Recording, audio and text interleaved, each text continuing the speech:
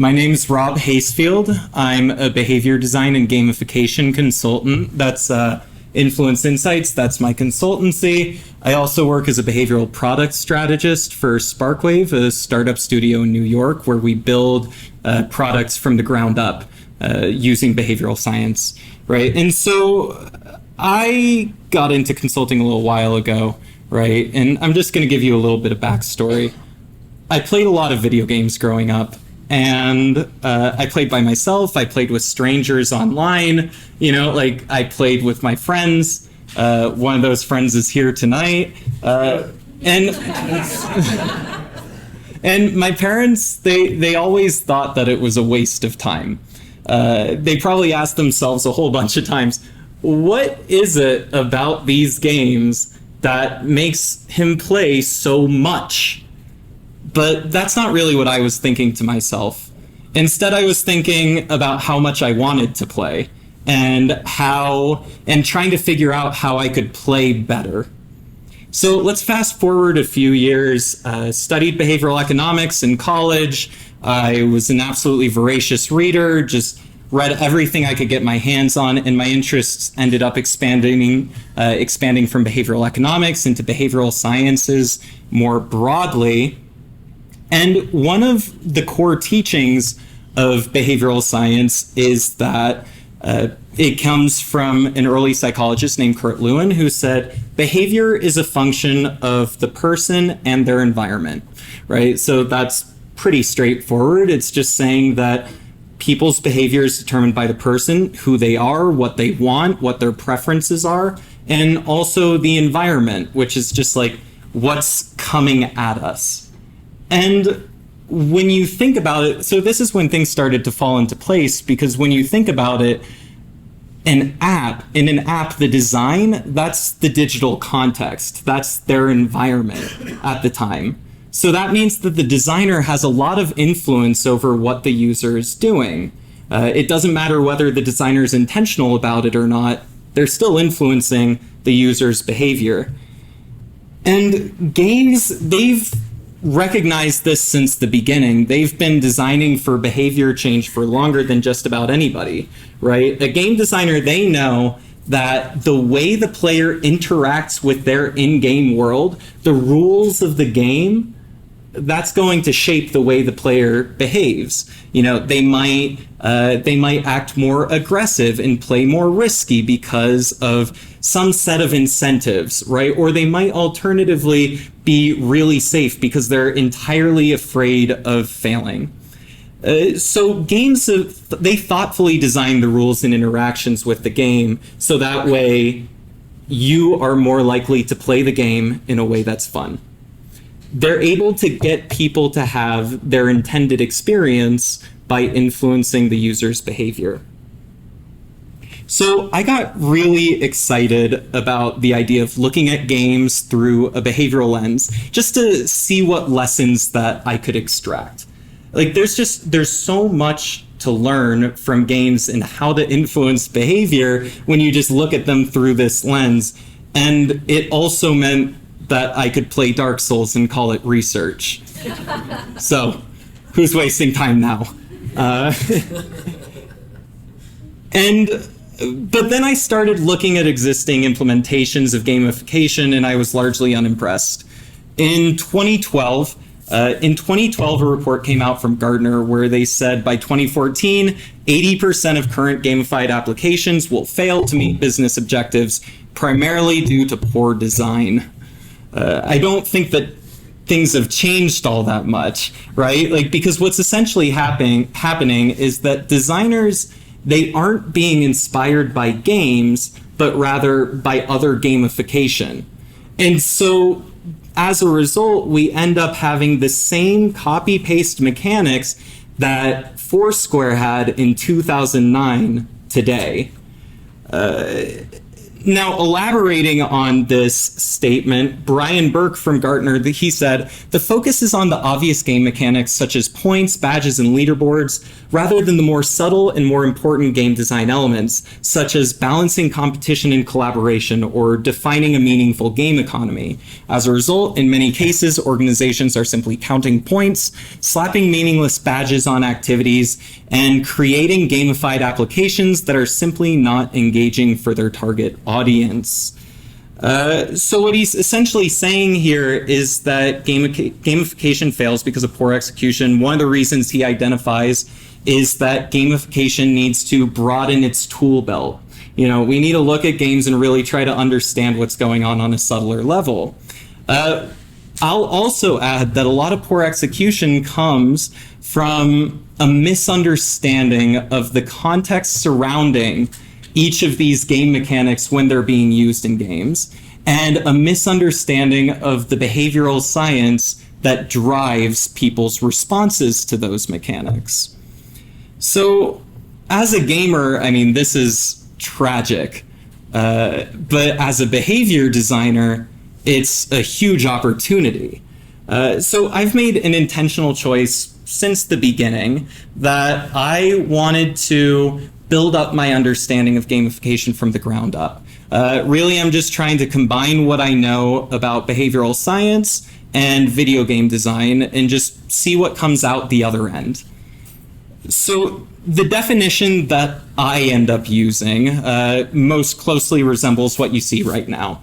Gamification is the application of principles of game design and behavioral science to influence user behavior. I say principles because this means that we can take a little bit of a softer focus on what's going on in games. Mechanics, elements, that's super concrete. That's what leads us into the copy-paste horrible state of gamification we're in today. And to influence user behavior, that just focuses my energy on what's actually important, right? Because game design, it's not directly impacting engagement. What game design is doing is that it's impacting user behavior, which in turn influences their engagement. So my definition of gamification is intentionally fuzzy. Some of what I'm talking about tonight is going to be different than what you traditionally associate with gamification.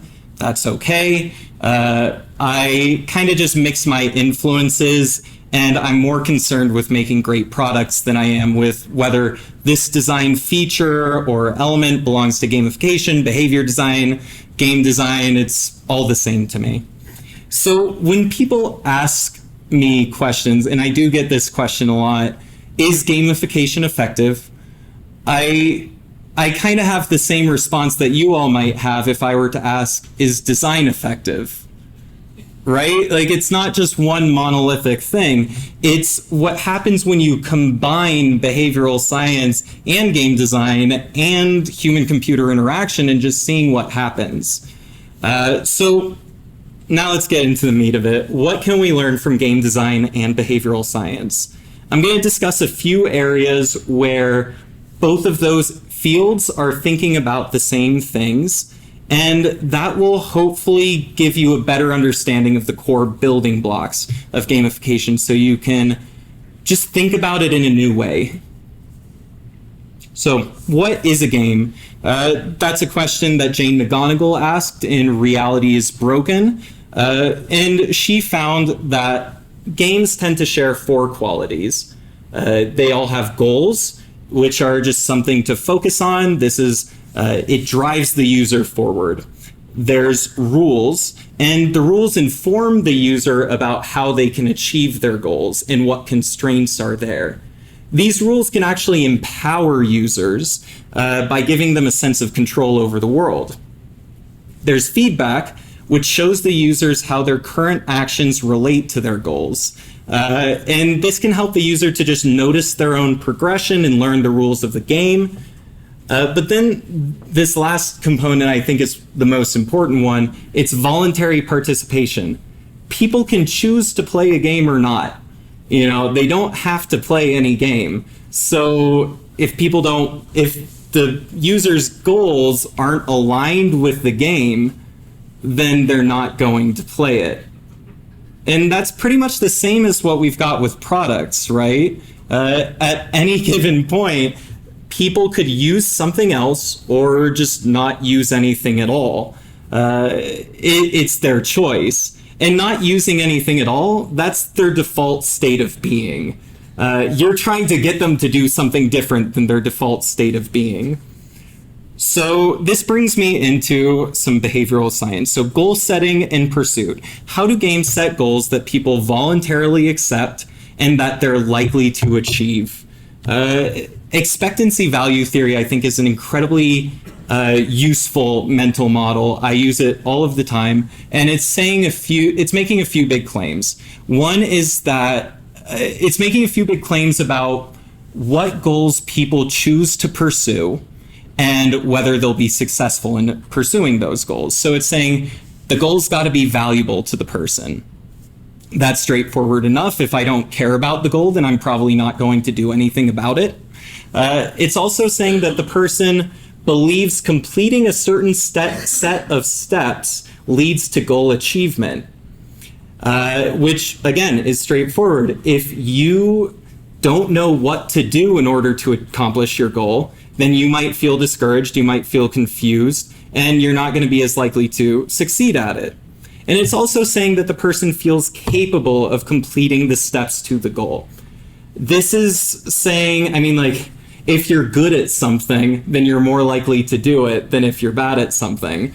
I might start playing soccer if I was suddenly like, I'm good at it. And if somebody invited me to play a game of pickup basketball, I'd be like, oh, no, maybe not so much. And this ties together with what we just learned, right? All of this goes towards voluntary participation. But the rules in the feedback system, they also are able to make the relationship between the goal and performance clear and make the user feel more capable, which I'll discuss in more detail. But translating expectancy value theory just into products, what this is saying is, asking three questions. Do the users believe they're capable of doing what the app wants them to do? Do the users believe that if they do the actions within the app, their goals will be accomplished? And do the users want to achieve the goal that the product can help them to achieve? So let's break this down and go into more detail. Do the users believe they're capable of doing what the app wants them to do? This has two main components to it. One is usability, which UX designers, this is their superpower, right? Make it simple, remove steps, make it easy. This can make the user feel very capable. I can do this.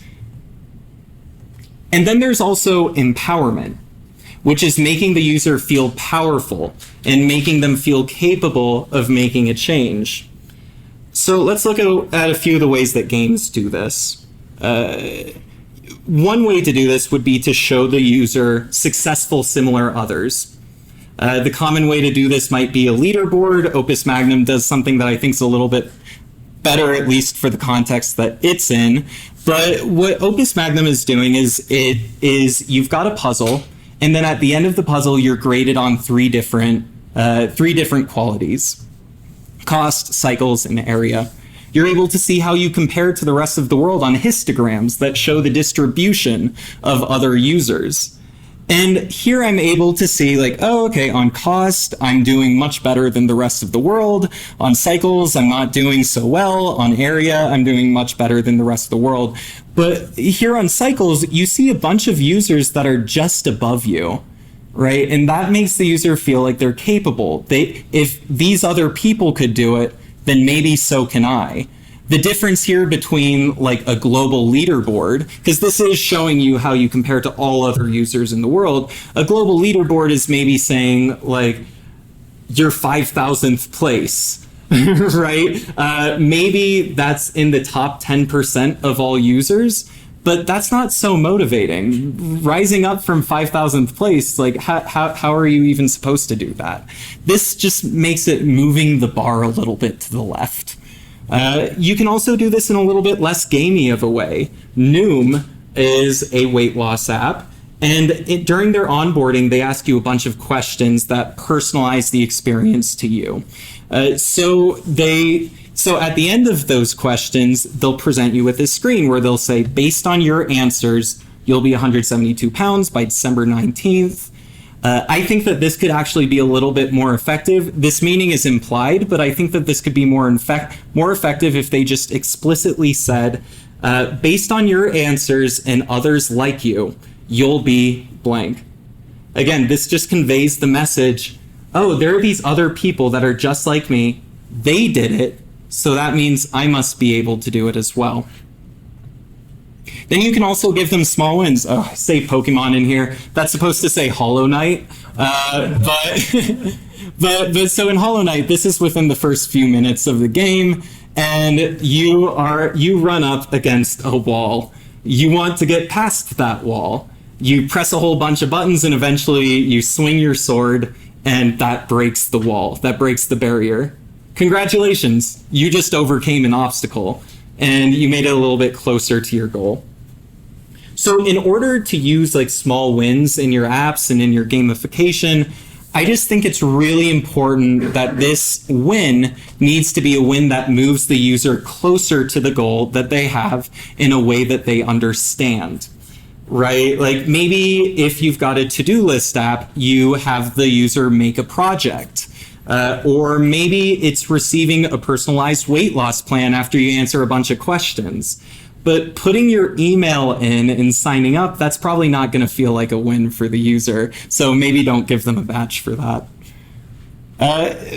Progress bars are another way that you can show the user that they're capable. On LinkedIn, you're making an account and people want to have an all-star profile. They're able to see, okay, this is how much of my profile is filled. This is where I want to go. This is how much is left. But what's important is even from the beginning, they start you with a little bit of progress already filled. And then every time you add some more information into your profile, then they fill up that bar more and more. And that teaches you the rules. It teaches you, okay, I fill up my profile, that makes my profile better. Something else to point out here is just some of the behavioral science behind this, the goal gradient effect. That's basically saying that the closer you get to achieving a goal, the more motivated you're going to be. You can think about that as though you're on a run and you're getting near the end of the run, you can see your house, so maybe you decide to sprint that last little bit, right? And being at zero is so much less motivating than being just a little bit in already. So then there's the second component, which is, do the users believe that if they do actions within the app, their goals will be accomplished? This is about connecting their actions as clearly and distinctly as possible to the goals that they already have. And it just makes it clear to the user, I just want to make it clear to the user exactly like what they should or could do in order to accomplish their goal using your app. So this brings us to feedback systems and progress monitoring, which is more or less saying that people compare their goal state where they want to be to reality, where they are currently. And they're getting feedback after they do any action that shows how their behavior relates to their goals. So think about like a Fitbit, right? You've got 10,000 steps that you're trying to make, and every once in a while you can look down and see how many steps that you've made already. This gives you clear feedback after your actions that show you where you are and where your goal is. So there's a few different types of goal states that people can have. There is a target goal state. This is when I want to be somewhere distinct that's forward. That's ahead of where I am currently. So one way that you can do this is, so in Pokemon, right, you've got progress bars. The trainer wants to become the best trainer that they can. In order to be that, they need to level up their Pokemon. The Blaziken, bottom left corner, it's currently level 51, and you can see at the bottom there's that little bar where most of it's blue and a little bit of it's gray. And that shows the player exactly where they are in relationship to their goal.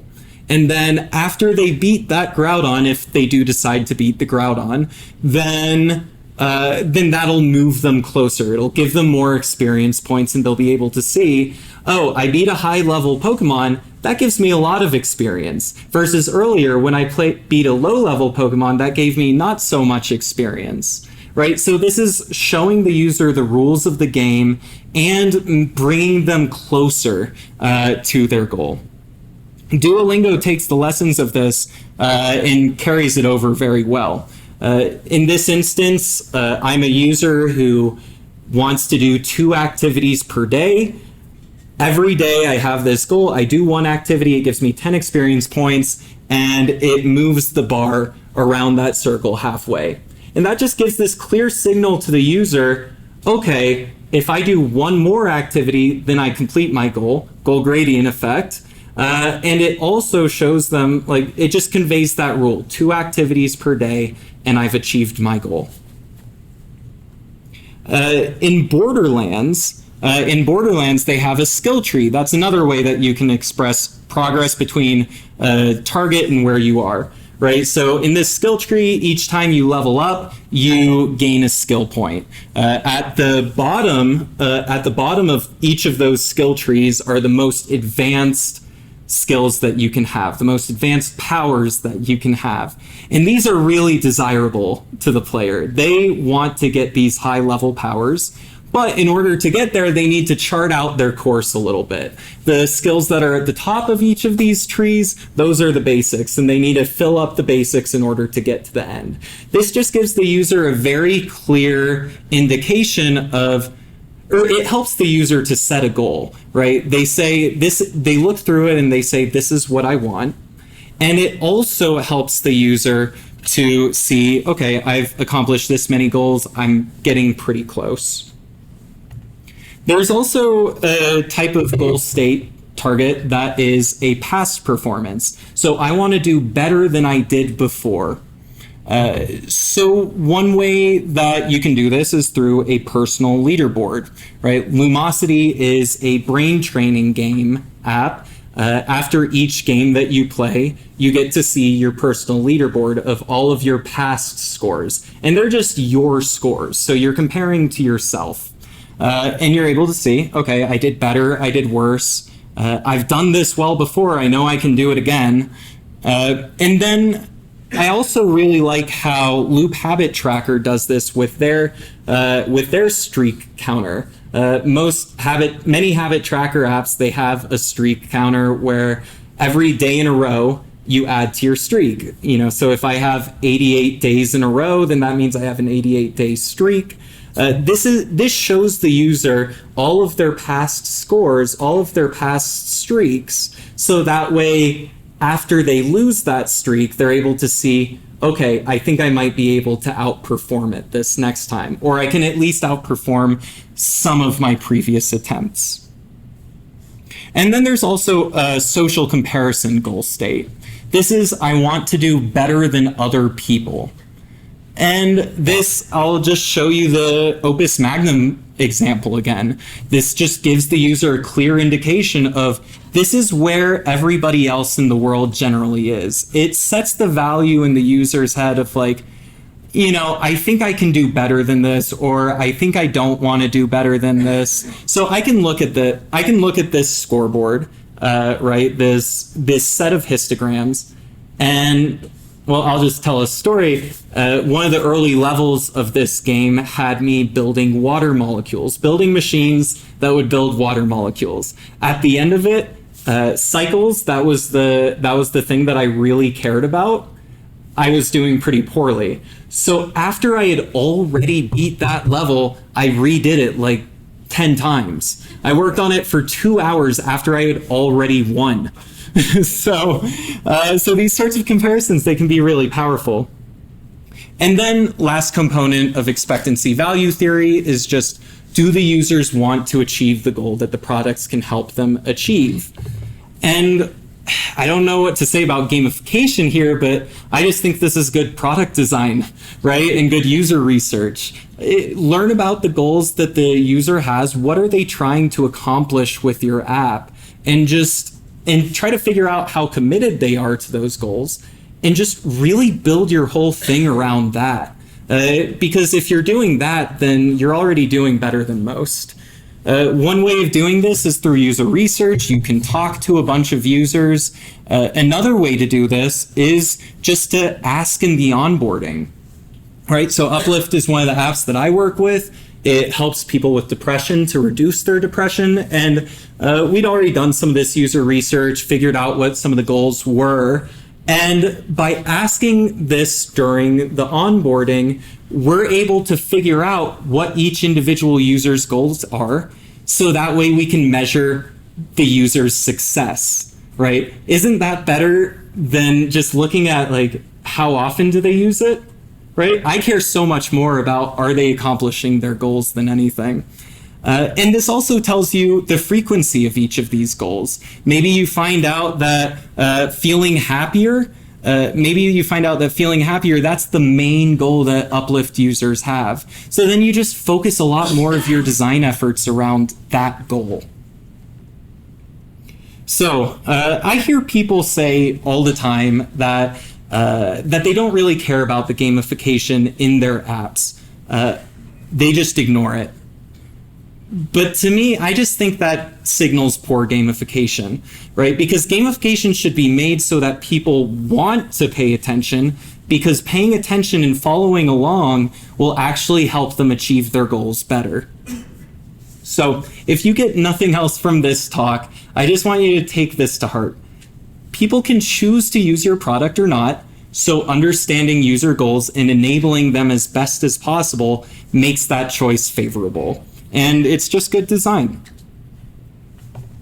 Another area that I think is that's a common theme between game design and behavioral science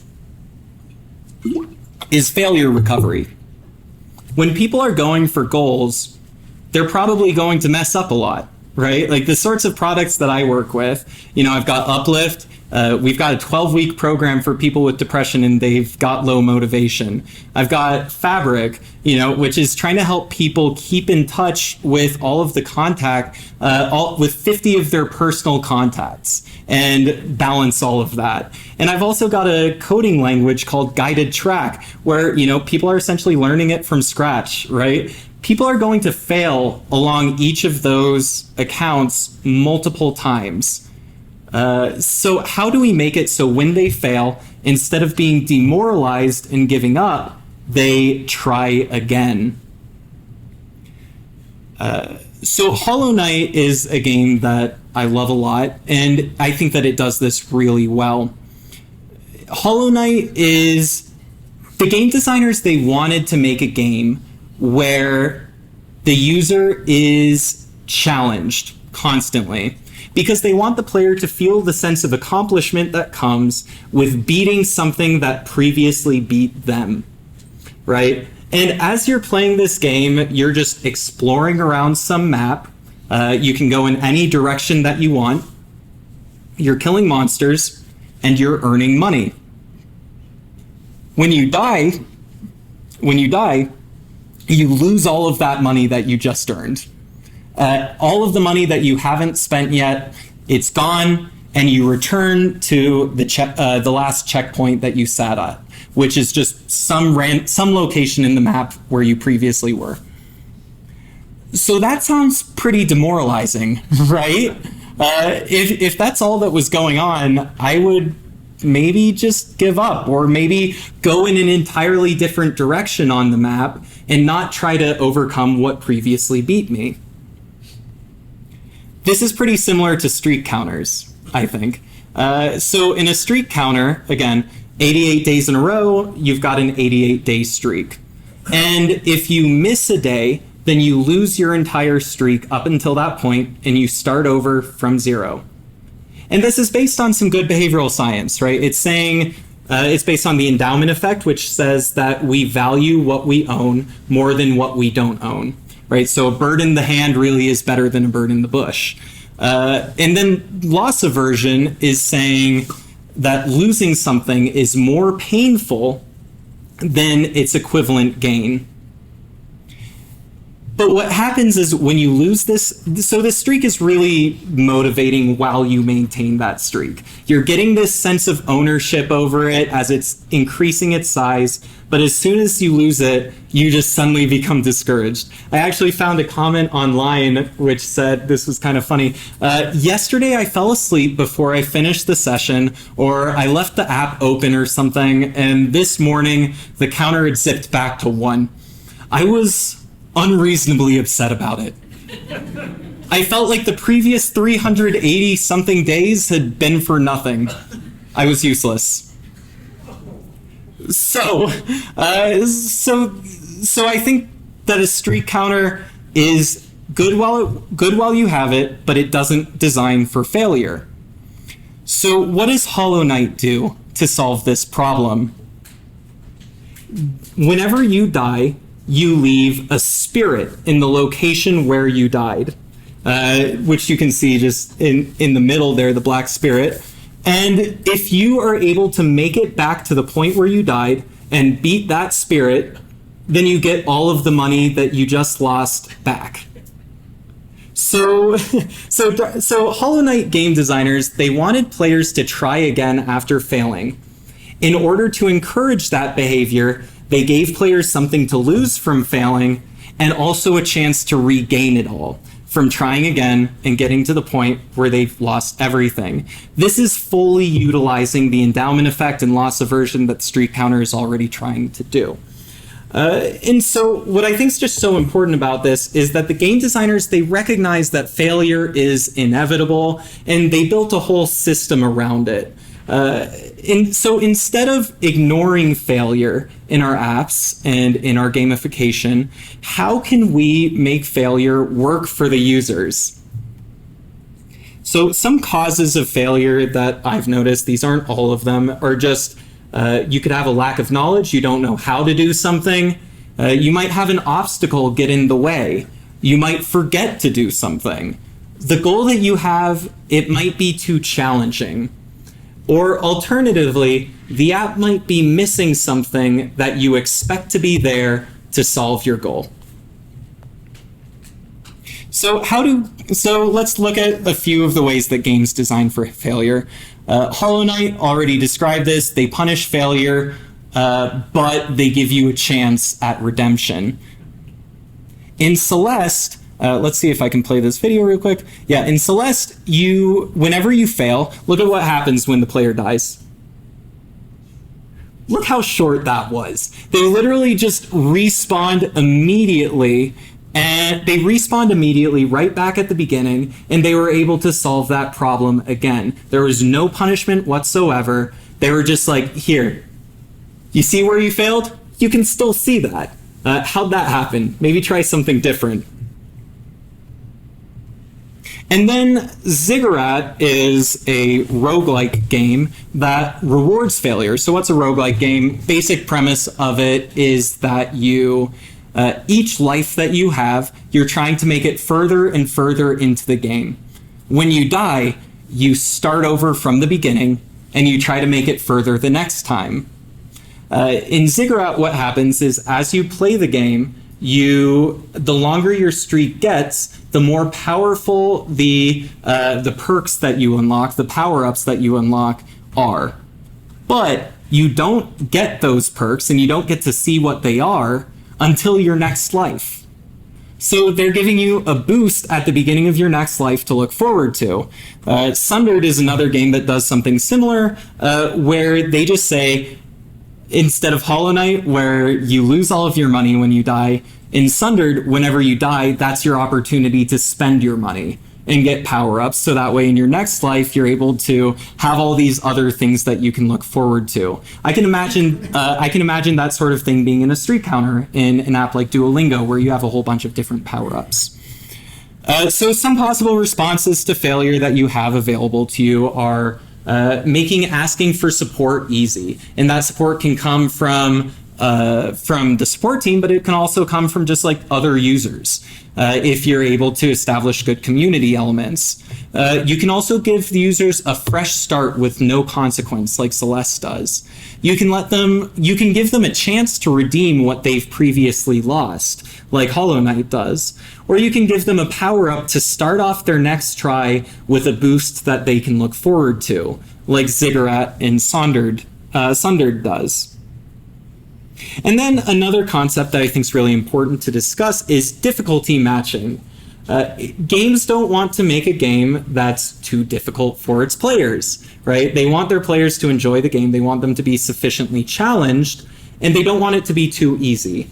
Flow is a concept that's been around in positive psychology for a while. It comes from Csikszentmihalyi, and what it's basically saying here is that when the task difficulty and the user's ability are right around equal, that's going to be when people are most likely to get into a flow state.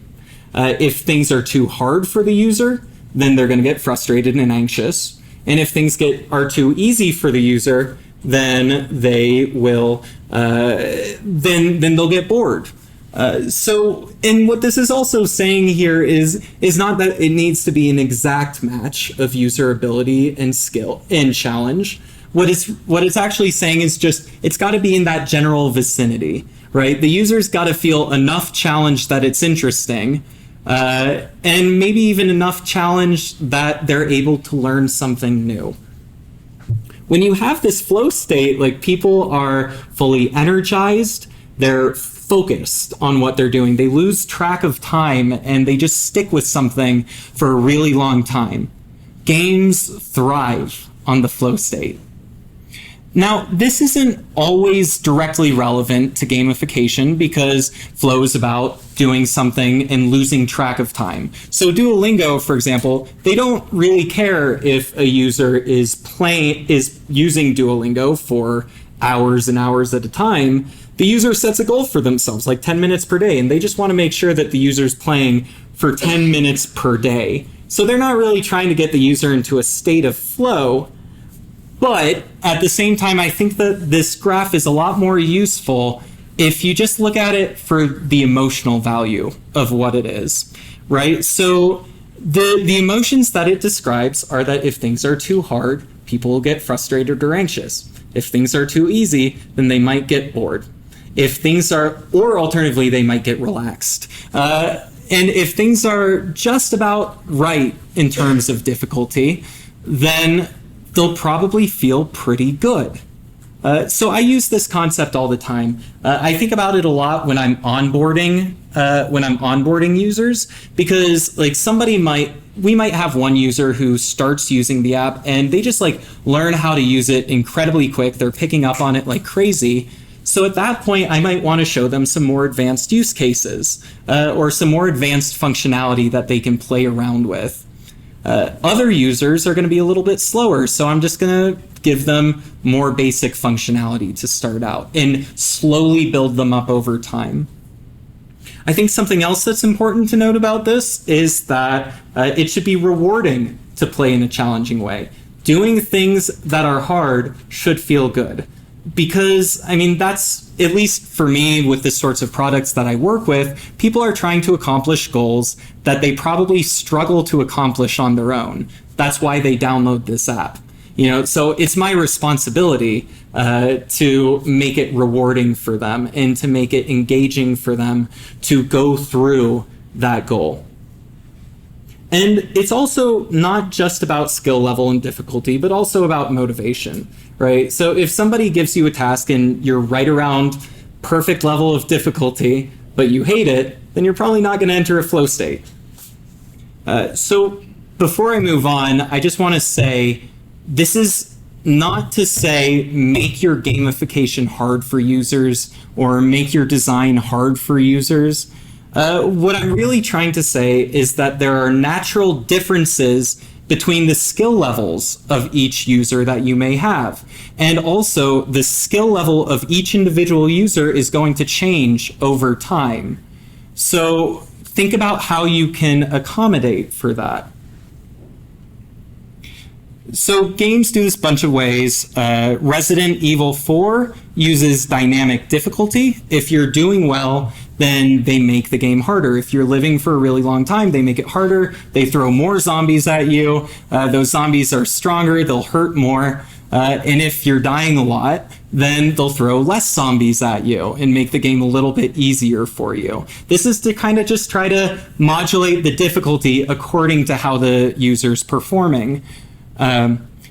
Duolingo does a version of this. They do it right up at front. They don't do it all throughout the experience. But what they do is during the onboarding, if you come to the app with already a basic amount of language, like I'm pretty proficient with my Spanish, I start using Duolingo, it's not going to start me from square one because I would get bored out of my mind if it started me with square one. It gives me a placement test, and if I do well on that placement test, then it unlocks a whole lot of things. You can also do a linear difficulty curve. This is like Celeste does, which is when every user follows the exact same path, and that path is the same difficulty for every user. If you're going to do this, it's got to be well tested. And it's got to be well tested so you're not excluding the group that you're trying to target. So in Celeste, it's an incredibly challenging game, but they're not really targeting soft gamers, they're targeting hardcore gamers, right? Fabulous is an app for habit formation and routine formation. They try to make forming a habit as easy as possible. So what they do here is every user, from the very beginning, they say, for the next 3 days, drink a glass of water in the morning. As soon as you wake up, do that. If you do that, then we'll give you another goal, like eating a healthy breakfast. And I believe that the reasons for doing it this way and having this single difficulty curve is basically because they're trying to help people who otherwise might struggle with forming a habit. So for Fabulous, it's probably good for them. However, they're also going to be alienating a lot of users or a lot of potential users, because imagine you come to Fabulous from some other habit tracking app, or you've just tried to experiment into personal productivity a good amount already, then you get to Fabulous and it's like, you're not even going to be able to set your own goals till like 2 weeks in. You know, so that goes back to the idea of flow. If it's too easy, then people might get bored. You can also reward more challenging play styles. In Sonic, you can get all the way to the end of each level, and you can play it in a really easy, basic way, but you won't get a high score. If you want to get a high score, you've got to do it in a reasonable amount of time. You've got to do some tricks, collect a lot of rings, be really fast. And the thing about that is, one, the requirements to get a high score are very clear to the user, so they know how to adjust their action. And also, if you do what it takes to get a high score, then that makes the game more fun. So more challenging play is rewarding. So again, with Sonic, they don't say you have to play it in a hard way, but if the user wants to play it in a hard way, they're rewarded for doing so.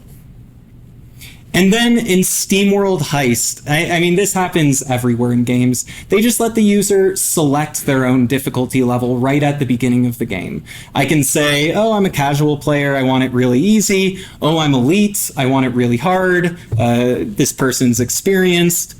But something that I like a lot is that they let you change your difficulty level at any point in the future. Because during the onboarding, people don't know what your app is. They don't know what's challenging for them. They don't know what's easy for them. They have no frame of reference. And Duolingo does this well as well. They ask you during the onboarding, are you casual, regular, serious, insane? 5 minutes, 10 minutes, 15 minutes, or 20 minutes per day. And they say you can always change your goals later. So, I've been talking about a lot of abstract concepts tonight, and I thought that it might be helpful if I made things a little bit more concrete. So one of the companies that I work with, GuidedTrack, they've agreed to let me do a preliminary case study of them. We're trying to come up with an onboarding for this app. It's pre-launch right now. I mean, you can still go to GuidedTrack.com and you can use it, but we haven't really started publicizing it yet. And before we do so, we want to make sure that we have a good onboarding system, because this is just this incredibly flexible, powerful thing. We don't want users to get overwhelmed at the beginning. One of the options that I'm considering is a skill tree system. And what I'm about to show you is not fully baked, but what I wanted to do was just show you this is kind of how I think through these problems while using the concepts that I discussed tonight. So what's GuidedTrack? GuidedTrack is a very basic coding language that was originally built for behavioral scientists, but what it's trying to do is it lets you build surveys, you can build experiments, you can build training modules if you're some coach, or you can even make basic apps in a more advanced way than just like a drag and drop survey builder like Qualtrics or SurveyMonkey could. So this really helps, this would really help an experimenter to go from coming up with some idea that helps people behaviorally to actually rolling it out in app form so people can use it. And again, this is just this incredibly flexible thing. And this is this incredibly flexible thing with a lot of different capabilities, and we're trying to make it effective. So the first thing that I'm thinking about is expectancy value theory. Just as a quick refresher, the goal is valuable to the person. The relationship between the steps to the goal and the goal achievement are clear, and the person feels capable of achieving this, of completing the steps to their goal. So let's start with the valuable goal. What's the user trying to accomplish? All sorts of things. Like I said, this is a basic coding language. You can use it for a lot of different things. And so we have a lot of different personas that come to us with different use cases. But like there are some commonalities. Like for example, a lot of users want to create an onboarding flow that personalizes and changes the questions it asks as it goes based on the answers that you provide. A lot of people want to create experiments that randomize between groups. Many people want to create an email sign-up form that sends the person a confirmation email after they've done it, right? So what we can do is we can create individual skill trees that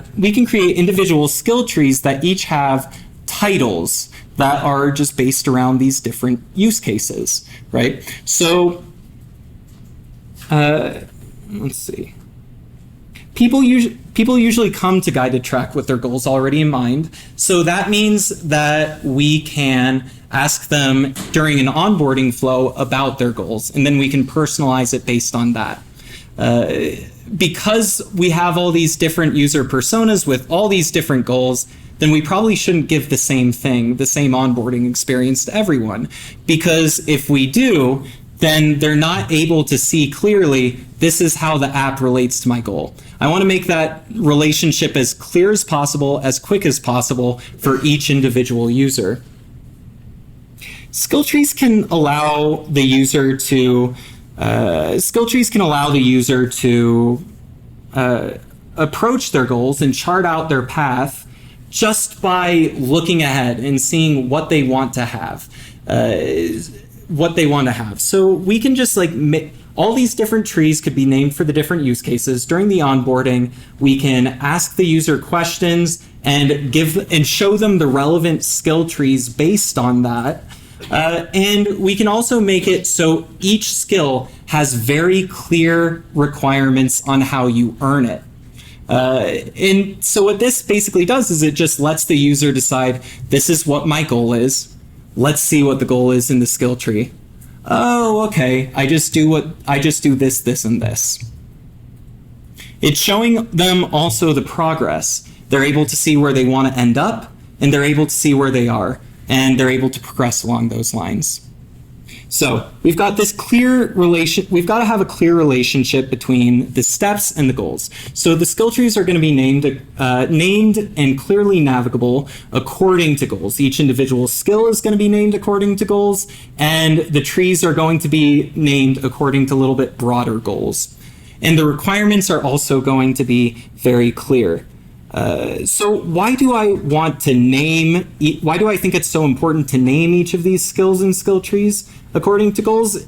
Well, it's for a few reasons. One is that people don't know what the features are when they're being onboarded. They don't know the language of the app.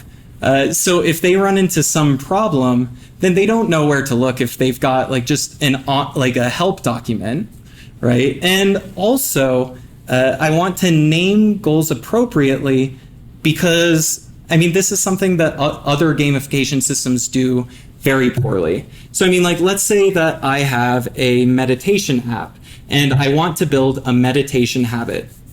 I'm not going to call a badge for a meditation habit 7 days in a row because that's more of a reflection of the company's goals than anything.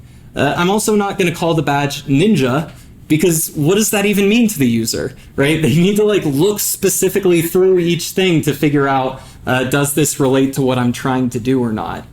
If you can name each of these badges and skills just based on goals that the user already has, then they have no reason not to want to achieve them. And then we've got to make the user believe that they're capable. This is where difficulty matching comes into play.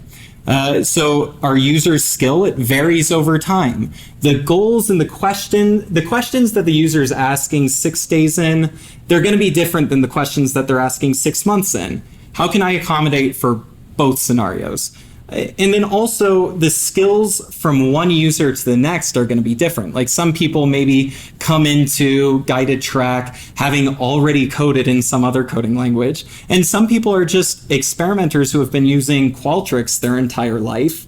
And they've just been dragging and dropping things. So they really need to learn something new. And skill trees, they enable users to chart out their own path by providing helpful information for goal accomplishment. And I want it to be that skill tree requirements truly signal goal achievement. So what do I mean by this? I just mean that the requirements should be written in such a way that a user could achieve those skills regardless of whether they read the description of it. If they're just becoming a more and more advanced user, then they should be achieving those skills because they have them, right? And that also allows us to be able to show those users effectively at any given point, here's the next things that you can learn. Because here's what's next in the skill tree. You've already populated it on your own without really thinking about it. So on this skill tree, I mean, you can see there are skills that build up into later skills, and you can just naturally accomplish these things. So now just like a little thing that I've been thinking about a lot lately is how do you build power users, right? Because in my mind, my hypothesis is that a power user is someone who's found a good fit for their goals using your product, but also they've been exposed to all of the other goals that they can accomplish using their product that they didn't know they had originally.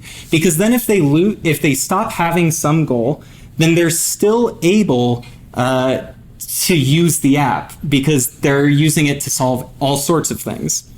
And this is where the goal gradient comes into play. Remember the goal gradient effect? What it was basically saying was that as you progress towards your goal, as you get closer to your goal, you become more and more motivated.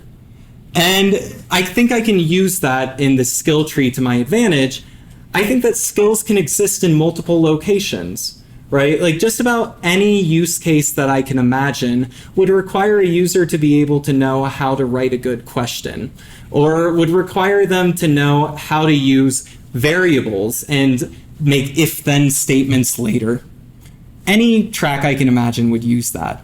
So why not have it when they accomplish a goal in one track, in one skill tree? It also accomplishes it in all of the other skill trees. That means when they look at it, then they'll see, oh, I've already started on this. I might try to explore a little bit. I might try to learn some more things. And this is just, again, to make it so people are exposed to new goals.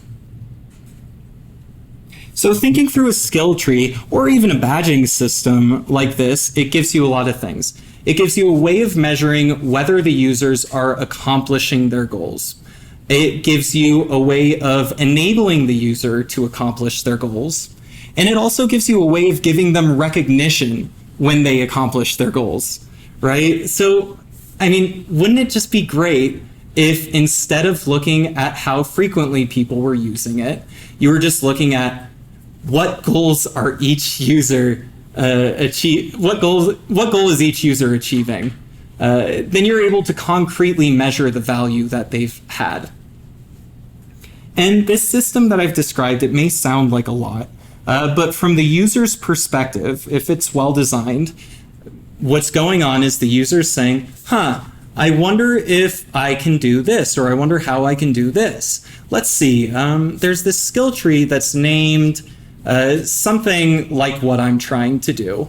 And there's skill within it that's exactly what I'm trying to do. Let's do that. Cool, I learned it. Let's see what else I can do now that I've learned that. That's what's going on here. And if we've got that, then I think we're pretty much golden. But one thing that I haven't discussed yet is how do we get people to pay attention to this skill tree, and how do we get them to care about it? And here's where failure comes into play. When do people have goals set, right? Like they have goals set when they fail, when they run into some problem. So one instance of this is I run a program and I get some error code. Something I was trying to do did not work. How do I fix that? That's the first thing that's coming to my mind. So wouldn't it be great if in this moment, with each of these error messages, we're able to show them the relevant skills that they could learn in order to solve those errors. And then maybe even the next time they run the program, they just see like this little like check mark go by the previous error message. So they're like, hey, I did this. Then there's also the sort of failure which is not knowing what to do. I've got this blank page, what do I put in here? Here we do something else to help the user out. We give them this sidebar. You can see where it says like, hey, you've got the check mark, it's on the left side. It's on the left side, yeah.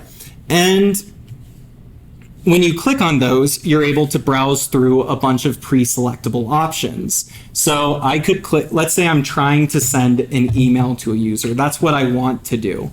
So I can look through all these buttons and I see, okay, here's the email. I click on that button and it lets me just fill in the blanks. Wouldn't it be cool if in this moment, when they're on this screen, it shows them all the skills they can gain by using this functionality? Or it shows them a whole bunch of different use cases that they could have with that functionality. So we're what we're trying to do here is make it so when the user fails, they have a goal, they're clearly pointed towards how to accomplish their goal, so they accomplish it. So again, this wasn't totally explored, but I just wanted to show you how considerations of expectancy value theory, of difficulty matching, and of failure can all come into play in gamification. So just summing it all up, people use your app voluntarily, so expectancy value theory is a very good mental model. Try to understand the user's goals, make it incredibly clear how they can accomplish those goals using your app, make them feel capable of using your app to accomplish those goals, and give them some recognition when they do so. Failure. Think about when it happens for your user and try to design it so people don't get demoralized and instead bounce back. Maybe you can give them a new goal when they fail. And then difficulty. You want users to feel good, not frustrated or bored. But you also want to help the user to accomplish the things that they were struggling to accomplish on their own. That's why they downloaded your behavior change app. So think about whether your product accommodates for the varying levels of skill, ability, and motivation that you see between users, and also that you see within each individual user spread out over time. So to me, gamification is just the application of principles of game design and behavioral science to influence behavior. It's not from understanding concrete game mechanics, but rather from understanding game design and behavioral science that we end up with something that's truly powerful.